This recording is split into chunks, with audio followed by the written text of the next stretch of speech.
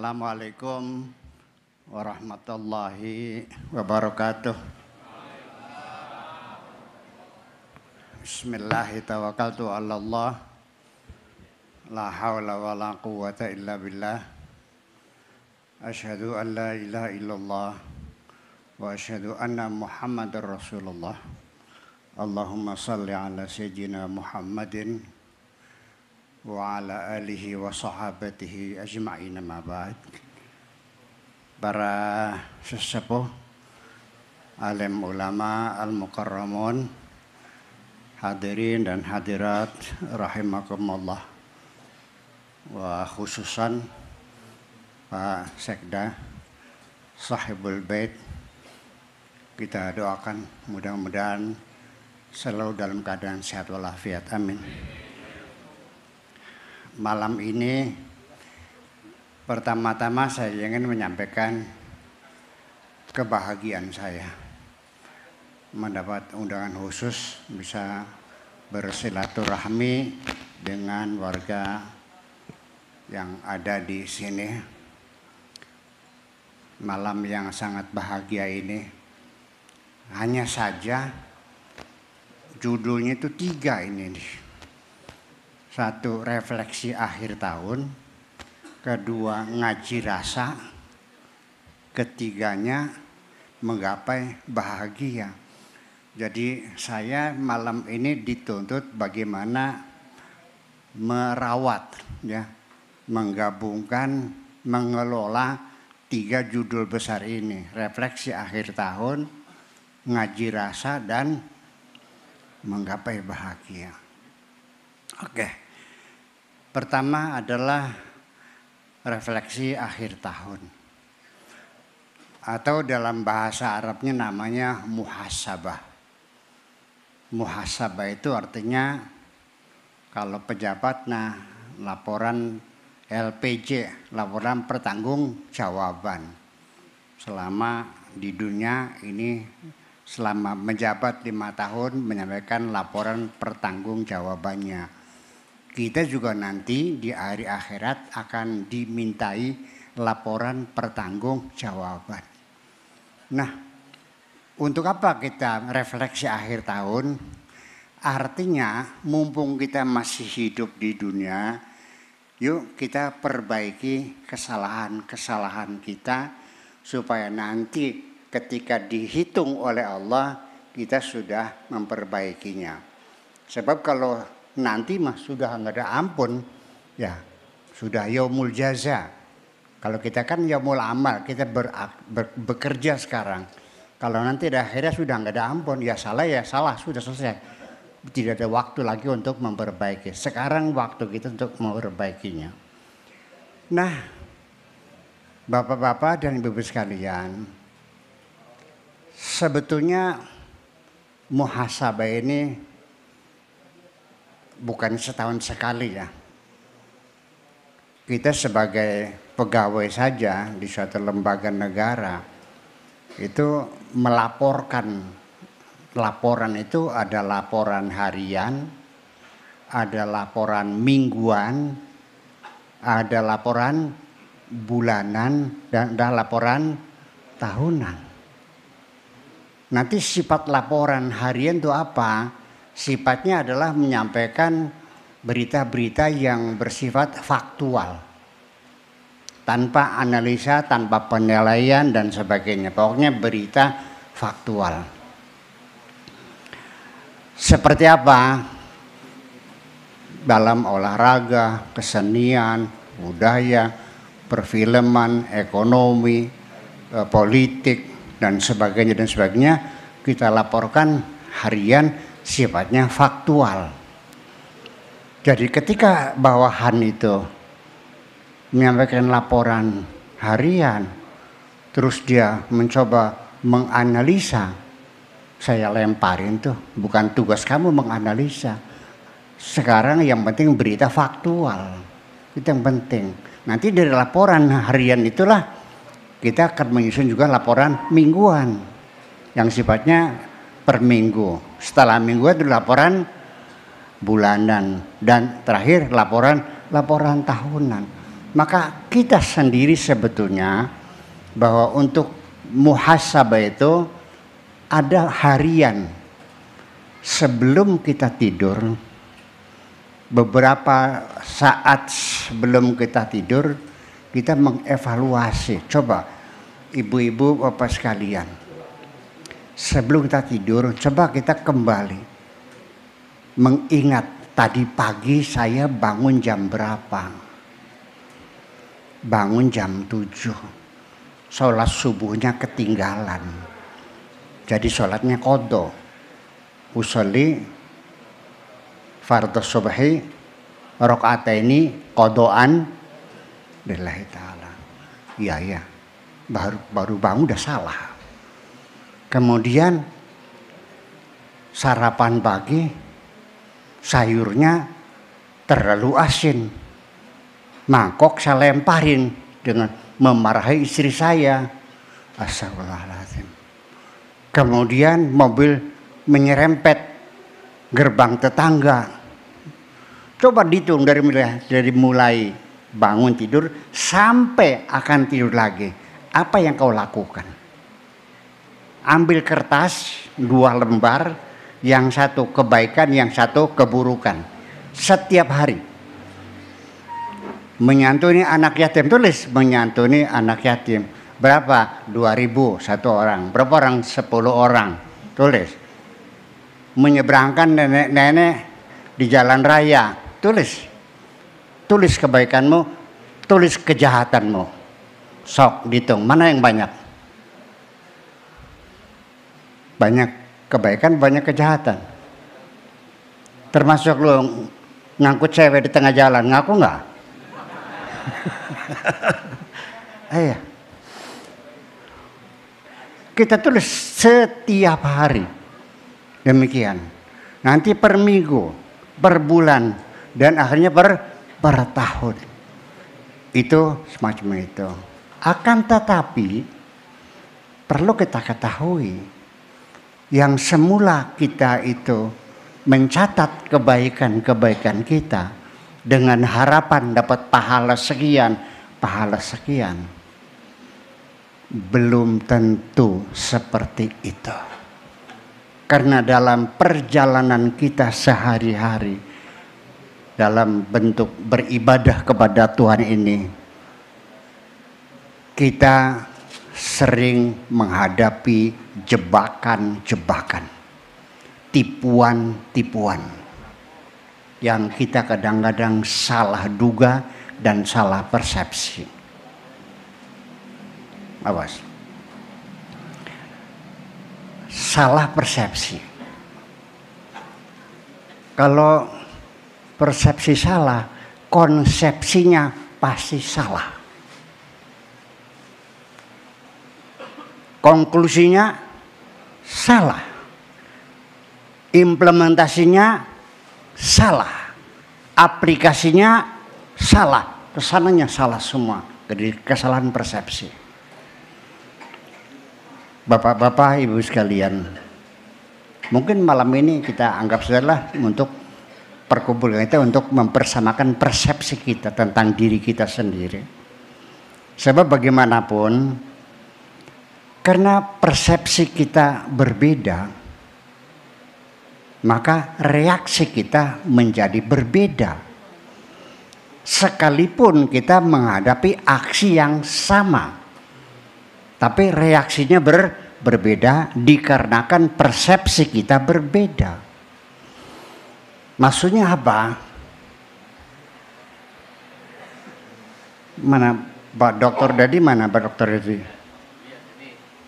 Mana Pak Dokter Dadi? Nah ini Pak Dokter Dadi, sahabat saya nih.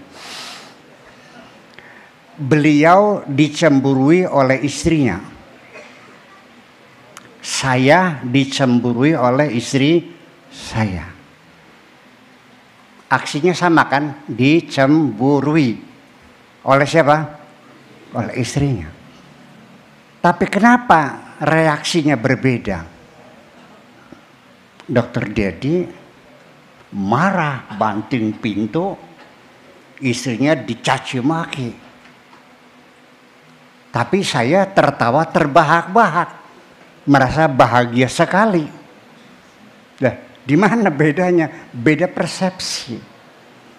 Karena Pak Dr. Dedima ketika dicemburu istrinya, persepsi dia dicurigai oleh istrinya. Betul nggak? Orang dicurigai tersinggung nggak? Tersinggung.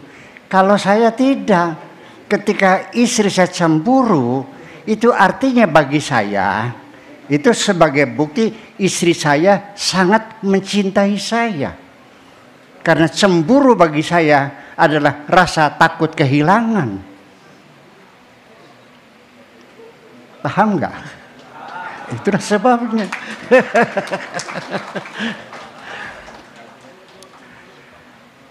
Seorang wali Allah, ya, itu jatuh sakit.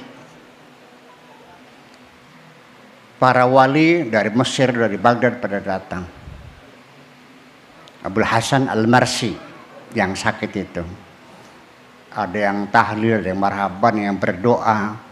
Ini beliau nih, Abul Hasan Al-Marsi ini diam saja, tidak terima kasih, nggak bilang matur kesuhun, nggak bilang apa. Jadi rupanya para wali Allah yang lain juga tersinggung juga. Kami datang jauh-jauh dari Mesir, mendoakan kamu supaya sehat. Kamunya amin tidak, terima kasih juga tidak. Apa jawabnya? Disuruh siapa kamu ngedoain saya? Jadi kamu nggak berdoa sehat, kamu tidak ingin sehat? Enggak juga sih. Jadi kamu senang sakit? Enggak juga sih. Jadi gimana? Saya tidak pernah minta sehat. Kenapa? Allah lagi senang melihat saya sakit. Jadi kalau Allah senang melihat saya sakit, maka ya saya harus senang sakit. Yang penting Allah senang. Yang penting asal engkau bahagia. Selesai kan? Itu karena beda persepsi. Sehingga kita menjadi masalah. Nah itulah kadang-kadang jebakan-jebakan semacam itu memang dipasang oleh setan ya. Oleh iblis. Yang juga setan iblis juga dibuat oleh Allah juga. Untuk apa Allah membuat iblis? Ya supaya dinamika kehidupan seperti ini, supaya indah. Tanpa iblis dunia nggak rame kok. Ya, jadi itu by framing ya, by framing perlu ada. Kalau saya mengaku saya pahlawan, saya menang, saya pahlawan, saya menang. Lalu tanya, siapa musuhmu? Nggak ada musuhnya. Seorang pahlawan menang, tapi nggak ada musuhnya, benar nggak? Jadi supaya kau jadi pahlawan harus ada musuh. Nah musuhnya dibikin oleh Allah itu dengan sengaja. Nah kita kembali dulu. Nah jebakan-jebakan itu berawal dari dendamnya iblis diusir dari sorga gara-gara Nabi Adam. Ya, iblis tidak dipikir-pikir masalahnya apa sih? Dia tidak mau bersujud kepada Adam. Terus Allah Maha Adil, tidak langsung dipersona non gratakan dari kerajaan sorga, tidak. Tapi diklarifikasi, dipanggil. Iblis, kenapa kamu nggak mau sujud? Mama naka antas sujud. Apa sebabnya kamu nggak mau sujud? Diklarifikasi kok, nggak langsung diusir, enggak.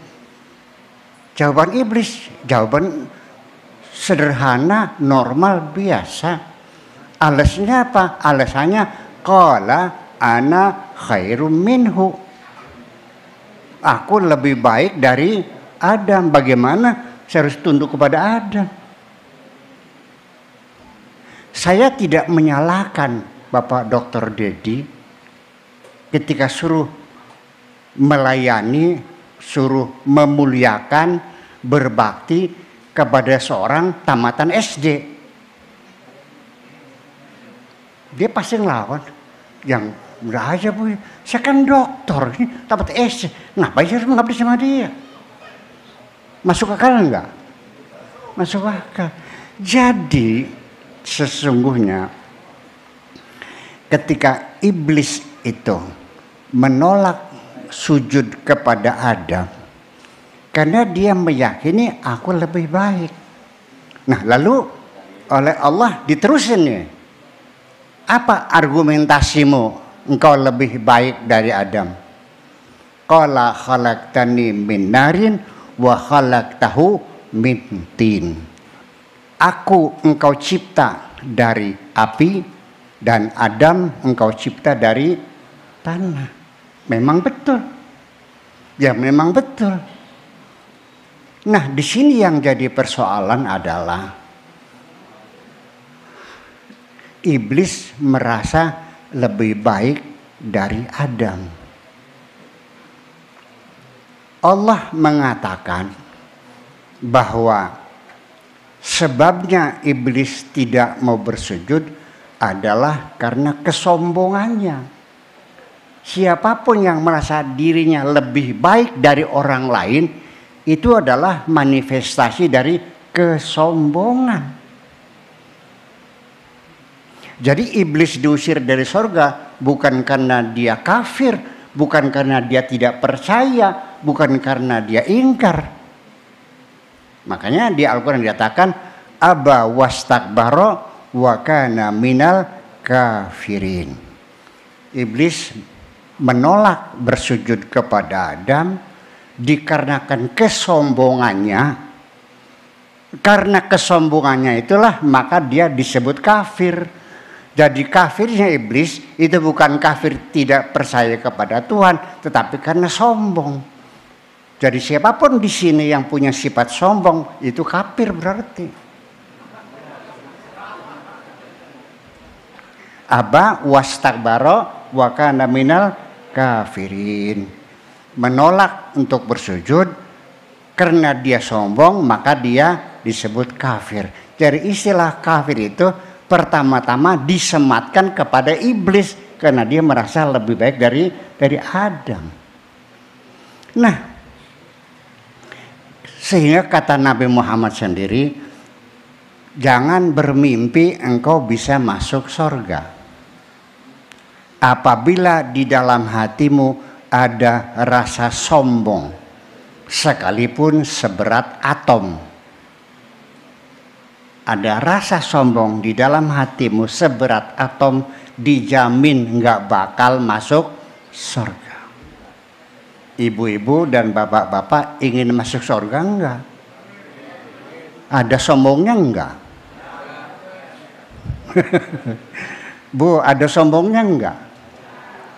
Pernah enggak dalam pikiran ibu-ibu, ya kalau hidung mah mancung saya lah. Iya, itu mah hidung pesek. Udah pesek beli kacamata lagi. Nanti nyangkolnya di mana? Orang kalau sombong biasa menghina orang lain.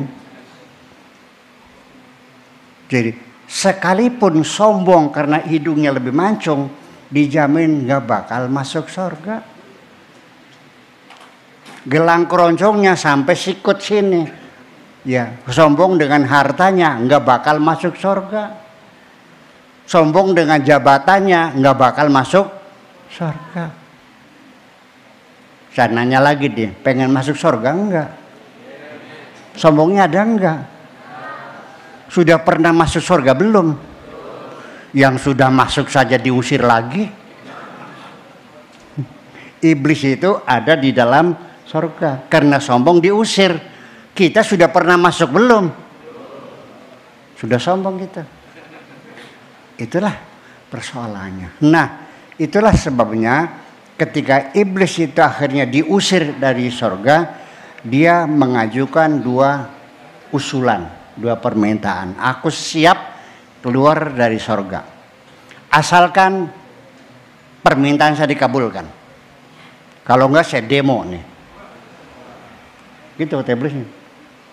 Silakan, apa ini mau sok ajukan? Apa? Ya Tuhanku, aku minta diberi umur panjang sampai kiamat. Kata Tuhan, oke, saya kabulkan. Yang penting kamu keluar dari surga ini. Qala fa'andirni qala innaka minal munzarin. Oke, satu. Sudah keluar sana. Satu lagi. Apa lagi? Qala fa bi'izzatika la ughwiyannahum ajma'in. Demi kebesaranmu, izinkan aku menggoda seluruh umat manusia. Kata Tuhan, oke, silakan. Itu. Jadi artinya bahwa iblis itu menggoda kita ini legal. Punya SIM Pak Dedi. SIM itu surat izin menggoda. Jadi resmi, jangan marah ya, resmi kok diizinkan. Itu persoalannya.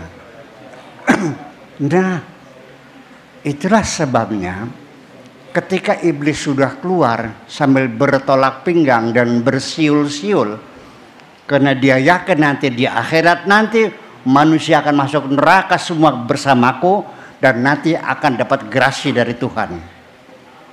Julik kan? Ya, masa masuk surga, masuk neraka semua. Nah, begitu iblis sedang bersukaria di luar surga, merasa nanti yang digoda akan masuk neraka semua. Kata Tuhan, tahan dulu iblis. Silakan aku izinkan engkau menggoda seluruh umat manusia. Akan tetapi siapapun manusia yang merasa bersalah lalu mengaku bersalah dan meminta ampun kepadaku, pasti ku ampuni semuanya. Iblis melongo, ya kalau begini kerja bakti dong.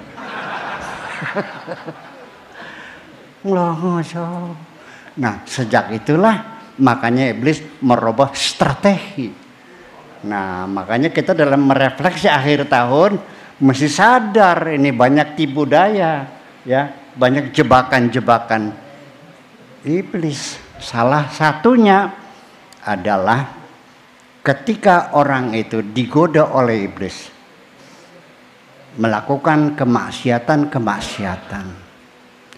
iblis masih belum senang, belum gembira. Sebab kapan-kapan dia sadar lalu bertobat. Ya ayuhan nas tubu ilallah fa inni atubu ilallah fil yaumi mi'ata marrah. Kata Nabi Muhammad, bertobatlah kepada Tuhan, aku ini sehari 100 kali bertobatnya. Ya. Jadi Allah sendiri juga menganjurkan, wala ta'assu min rahmatillah innallaha yaghfiru dzunuba jami'a. Mintalah ampunan kepada Allah, Allah siap mengampuni semua dosa-dosa.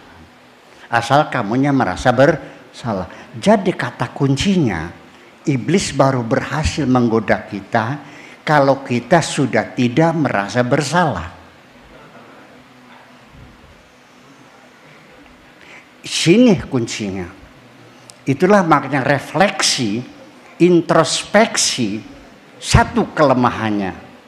Nah, silahkan nanya kepada ada psikolog nggak sini? Nah, satu kelemahan introspeksi yaitu kita tidak jujur dengan diri kita sendiri. Pada saat itu sudah terdesak untuk mengaku bersalah, sulit sekali. Itu persoalannya di sini. Jadi kalau kita sudah tidak merasa bersalah lagi, berarti setan sudah berhasil menggoda kita. Tetapi tidak sampai di situ. Orang-orang yang sudah tidak merasa berdosa disekolahkan lagi S2. Dikuliahkan lagi S2 oleh setan. Bukan tidak merasa berdosa. Sampai selesai S2 dengan dedikasi yang tinggi kepada setan, kepada iblis, bukan tidak merasa berdosa, tapi sudah bangga dengan dosa-dosa. Di hadapan kita melihat sendiri banyak orang yang bangga dengan dosa-dosanya. Nah, kenapa? tadi malam merampok.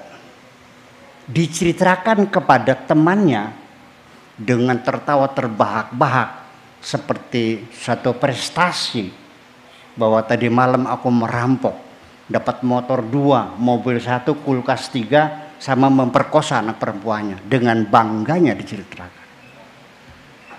Di depan kita sudah banyak, di dunia ini banyak orang yang bangga dengan dosa-dosanya. Sudah S2 sempurna? Enggak, dikuliahkan lagi. S3. Itu apa? Persekongkolan. Ya, begitu selesai ada sertijab. Non sertijab teh. Iya. Yaitu manusia diberi tugas oleh setan, kamu yang melaksanakan. Nih tugas kamu. Nah, manusia itu sudah menjadi setan. Ada. Bukan saya bukan ngarang loh. Ini kata firman Tuhan juga. Ya, walaqad ja'alna likulli nabiyyin aduwwa syayatinil insi wal jinni. Setiap nabi kami pasangin musuh-musuhnya yang terdiri dari setan-setan manusia dan setan-setan jin. Nah, kalau setan sudah berbentuk manusia, ibu sekalian, lebih efektif menggodanya, lebih efisien. Setan hanya berbisik-bisik. Tapi kalau sudah berbentuk manusia, ya, udah kelihatan paha yang mulusnya, buah dadanya yang menonjol, disenggolin ke punggung saya. Lagi apa mas katanya? Lagi ganti ban, saya bilang. Kalau mau ganti oli mah enggak ke dalam aja.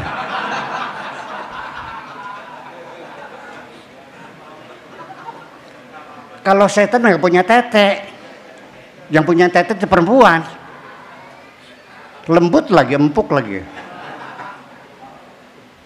lebih efektif. Setan menggoda kita main judi, ya sekedar bisik-bisik. Tapi kalau berbentuk manusia ngajak judi, nggak punya uang, nggak khawatir nih duit banyak deh, gue utangin. Setan nggak mungkin ngutangin kita, betul nggak? Diajak ngelacur, nggak ada duit, udah gue bayarin deh. Mana ada setan bayarin kita? Di situ kita terjebak. Itulah makanya dalam refleksi ini kita waspadai bahwa seringkali nanti kita ini menduga ini kebaikan-kebaikan, tapi ternyata dicatat oleh Allah sebagai kejahatan-kejahatan. Makanya yuk kita menghadap Allah, daripada kita bawa daftar pahala, masih mending menghadap Allah dengan bawa daftar dosa-dosa. Dan kita minta ampun kepada Allah Subhanahu wa taala. Ini firman Tuhannya, qul hal nunabbiukum bil akhsarina a'mala alladzina dhalla sa'yuhum fil hayatid dunya wa hum yahsabuna annahum yuhsinuna sun'a. Maukah engkau ku beritahukan tentang orang-orang yang amal-amalnya merugi semua, yaitu mereka orang-orang yang tersesat di dunia tetapi menganggap dirinya telah banyak berbuat baik. Saya kasih contoh satu, contohnya banyak sekali dah. Tapi contohnya nggak usah banyak-banyak lah. Nanti dianalogikan saja. Ketika saya pulang ke rumah, ada pengemis kurus, ya, kotor. Saya terharu, mungkin orang belum makan. Saya mau ngasih uang 20.000. Tapi kebetulan uang 20.000 nggak ada, adanya ratusan ribu. Begitu saya mendekat, ternyata baunya menyengat sekali. Baunya bikin saya muntah karena banyak korengnya. Akhirnya uang yang 100.000 yang tadinya mau saya tukarkan 20 ribuan, nggak saya tukarkan lagi, langsung saya kasihkan. Nih udah sudah. Nih 100.000. Iya semua sudah sana. Pertanyaan saya tadi sodakoh atau ngusir orang? Jujur. Dapat pahala enggak? Kita enggak sadar. Kita tidak sadar. Kita melihatnya fisik, Allah melihat hati kita. Ya, yauma la yanfa'u malu wala banun illa man atallaha biqalbin salim. Yang bisa ketemu Allah orang yang hatinya selamat, hatinya baik, yang hatinya baik. Saya jahat, ngusir orang miskin karena baunya busuk. Bukan sedekah kok. Termasuk juga ada orang datang kepada saya minta bantuan untuk berobat anaknya di rumah sakit 2 juta. Oke, udah saya siapin. Enggak siapin. Dia pinjam, tapi saya tidak akan saya pinjami. Ini orang sakit, masa orang sakit dipinjamin? Tinggal menyerahkannya saja. Ini si setan Noel pundak saya. Buya Sakor, ngasihnya jangan sekarang. Nanti kalau sudah banyak tamu. Maksudnya apa? Maksudnya apa? Mau menggagalkan kan? Iya. Kalau saya nurut sama omongan setan, ya, dengan memberikan uang ketika banyak tamu, dengan harapan saya mendapat tepuk tangan dari orang, sanjungan dan sebagainya, disitulah saya katakan penyakit ria adalah high treason, pengkhianatan besar kepada Tuhan, bukan sembarangan. Artinya wakafa billahi syahida, cukup Allah saja yang menjadi saksi. Ketika saya beramal baik, perlu ada orang lain yang menyaksikan, berarti saya menganggap kesaksian Tuhan tidak penting bagi saya. Betul nggak? Betul nggak? Jahat nggak? Belum tentu. Selama di dunia kita ini tersesat, salah paham, salah persepsi, kita sudah buru-buru menghitung pahala dan sebagainya.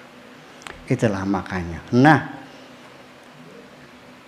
begitu saya lawan dan saya maksakan, setan, aku ini hambanya Allah. Uang yang ada pemberian dari Allah. Dan yang akan kutolong adalah hamba Allah juga. Urusan apa dengan kamu? Apa kata saya? Iya sih betul. Tapi Buya Sakur, ingat nggak? Waktu kamu dulu masih miskin, dia sudah kaya. Bagaimana dia menghina-hina kamu, mencaci maki kamu, memfitnah kamu. Saya bilang tidak ada urusan. Aku sudah memaafkannya dan sudah kumintakan ampunan kepada Allah. Saya berikan. Di sini saya ingin mengatakan, ketika engkau membantu orang yang dulu orang itu pernah berbuat baik kepada kamu, semua orang bisa melakukannya. Kalau engkau berbuat baik kepada orang yang telah berbuat baik kepada kamu, semua orang bisa melakukannya.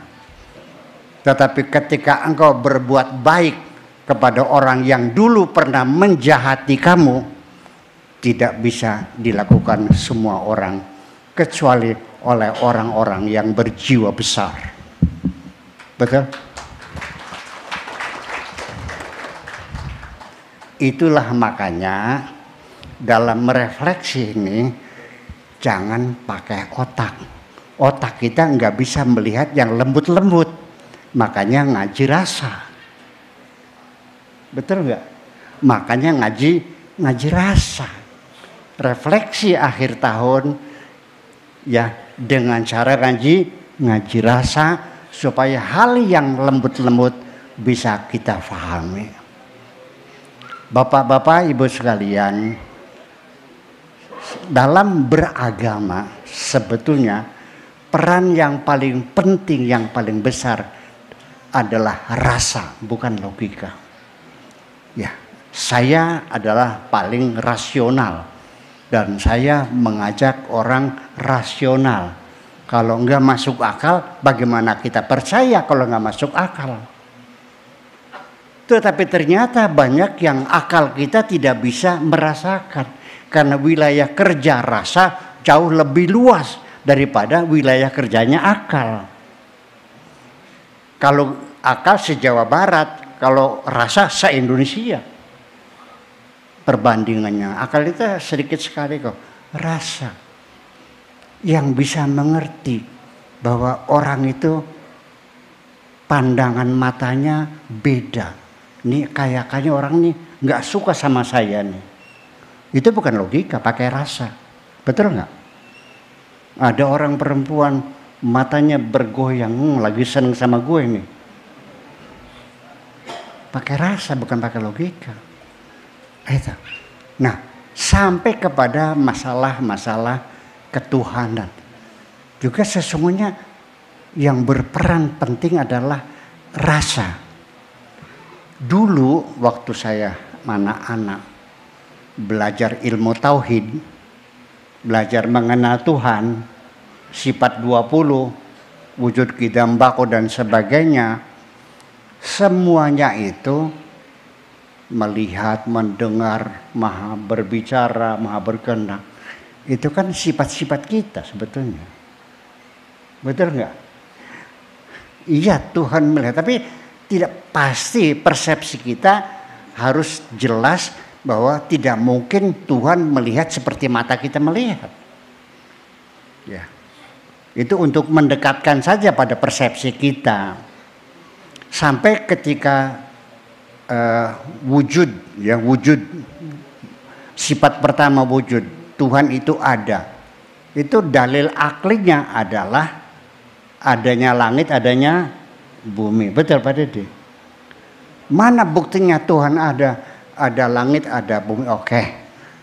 Waktu saya anak-anak ya udah percaya ada langit bumi. Ini gelas ada. Tidak mungkin akan terjadi kalau tidak ada yang bikin. Betul nggak? Ya betul ya. Semuanya saya. Tidak mungkin langit bumi ada kalau tidak ada yang bikin. Ya. Tetapi dalil-dalil akli semacam itu juga akan menemui masalah ke depan. Ya. Membuktikan adanya Tuhan dengan adanya langit dan bumi, ini akan menghadapi masalah sesungguhnya. Oke, sekarang saya mau nanya kepada bapak-bapak. Apa betul Bapak yakin Allah itu ada karena adanya langit, adanya bumi? Ya, saya dulu begitu. Nah sekarang malam ini saya nanya. Dulu sebelum Allah bikin langit, bikin bumi, sebab ini teori kosmologi yang lagi ngetren kan, apa yang dinyatakan oleh George Lemaitre tentang Big Bang. Yaitu 14 miliar tahun yang lalu terjadi ledakan besar, ya, kemudian mendingin menjadi tata surya, menjadi matahari, menjadi planet dan sebagainya. Nah, sebelum Allah bikin langit dan bikin bumi, lalu engkau ditanya oleh malaikat, kamu yakin Allah ada? Yakin ada. Buktinya mana?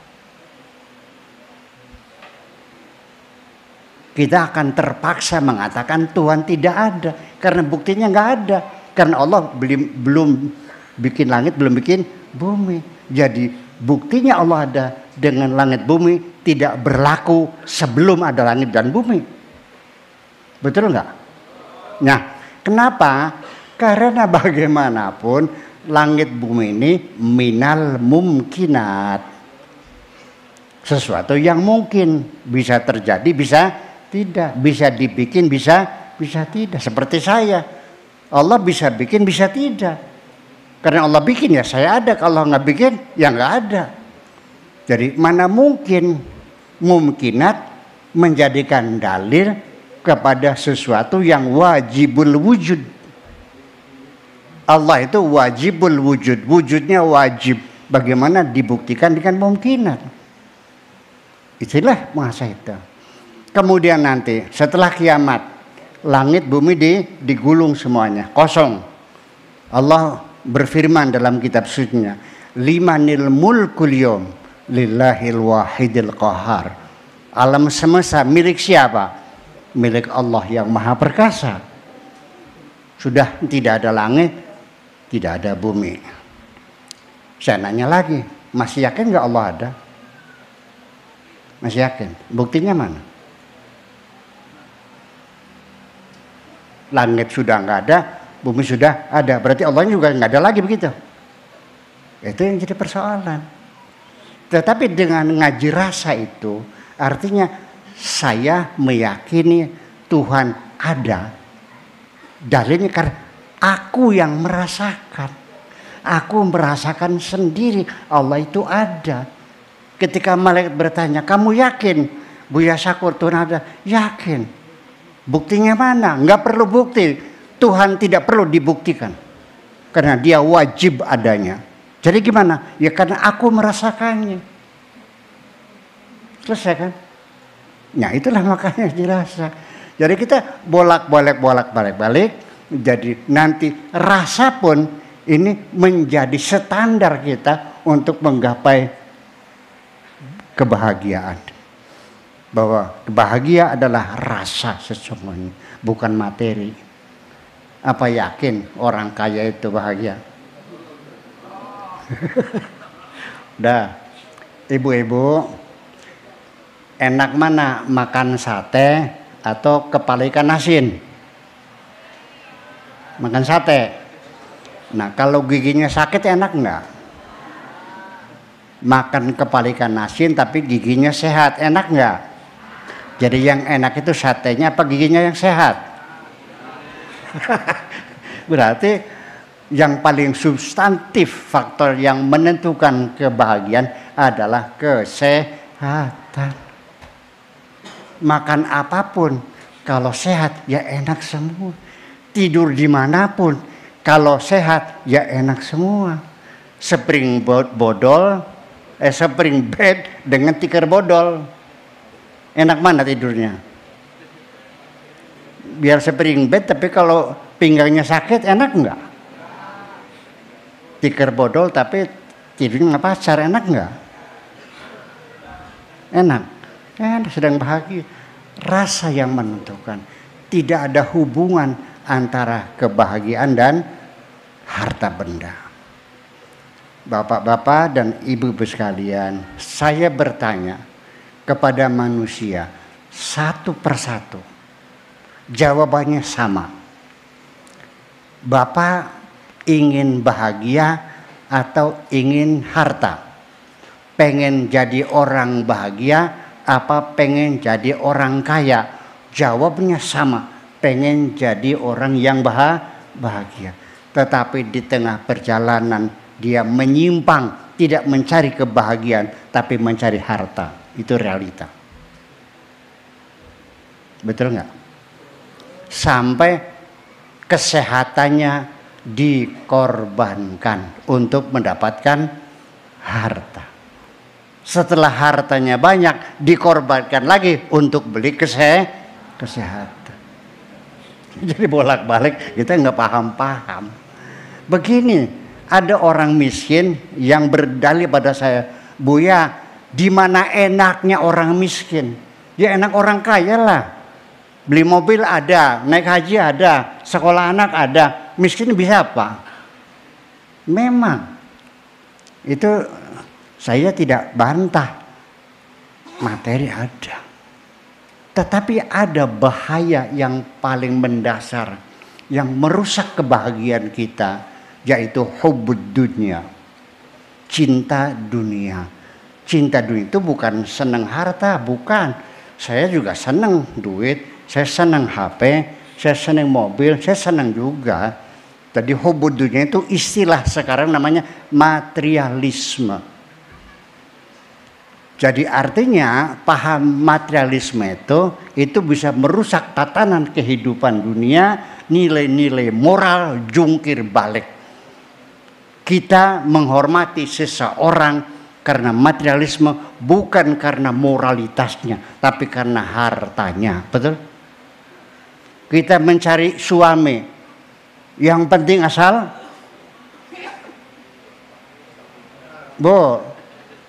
ada orang laki-laki yang soleh tapi miskin, yang satu lagi kaya tapi gak soleh, pilih mana Bu? Lah ya iya dong.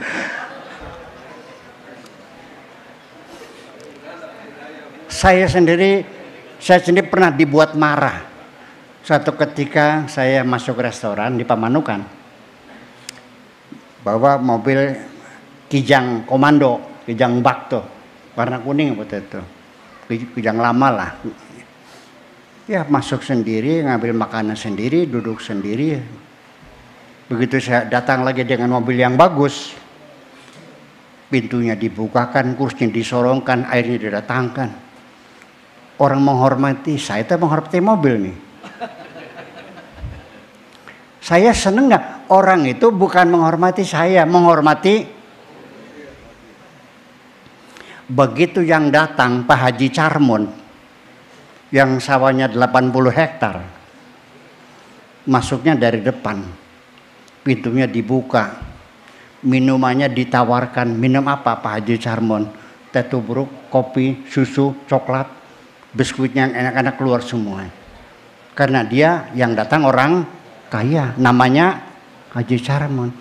Begitu yang datang Bitarmi, Bitarmi dia. Masuknya dari belakang, di pintu dapur, duduknya juga dijengkok.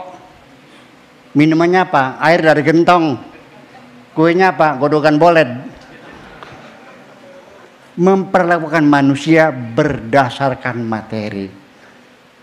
Di penghujungnya, refleksi kita tahun ini, jangan terjebak. Kita kembali dengan tujuan awal, mencari kebahagiaan. Terima kasih. Wassalamualaikum warahmatullahi wabarakatuh.